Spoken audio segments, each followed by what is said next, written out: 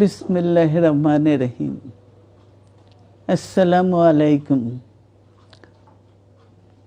দীর্ঘদিন অসুস্থ থাকার পর আপনাদের সামনে কথা বলতে পারার জন্য আল্লাহর কাছে শুকরিয়া আদায় করছি।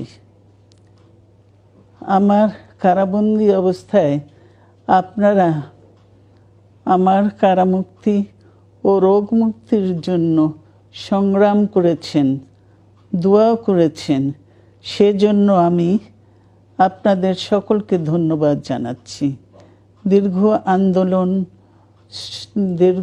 আন্দোলন সংগ্রাম ও ত্যাগের মধ্য দিয়ে আমরা ফ্যাসিবাদী অবৈধ সরকারের কাছ থেকে মুক্তি পেয়েছি। আমি আন্তরিক ধন্যবাদ জানাতে চাই আমাদের বীর সন্তানদের, যারা মরণপণ সংগ্রাম করে এই অসম্ভবকে সম্ভব করেছে। শত শত শহীদদের জানাই শ্রদ্ধা। এ বিজয় আমাদের নতুন সম্ভাবনা নিয়ে এসেছে। দীর্ঘদিনের নজিরবিহীন দুর্নীতি, গণতন্ত্রের ধ্বংসের স্তূপের মধ্য থেকে আমাদের নির্মাণ করতে হবে এক সমৃদ্ধ বাংলাদেশ। ছাত্র তরুণরাই আমাদের ভবিষ্যৎ।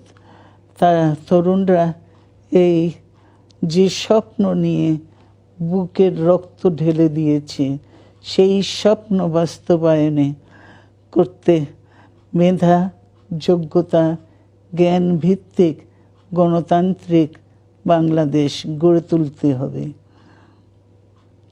শোষণহীন সমৃদ্ধ বাংলাদেশ।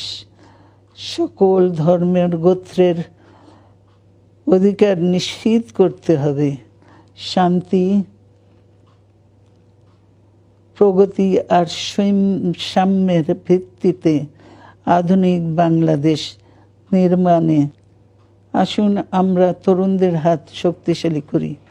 ধ্বংস নয়, প্রতিশোধ নয়, প্রতিহিংসা নয়, ভালোবাসা, শান্তি ও জ্ঞান ভিত্তিক সমাজ গড়ে তুলি। আল্লাহ হাফেজ। বাংলাদেশ জিন্দাবাদ।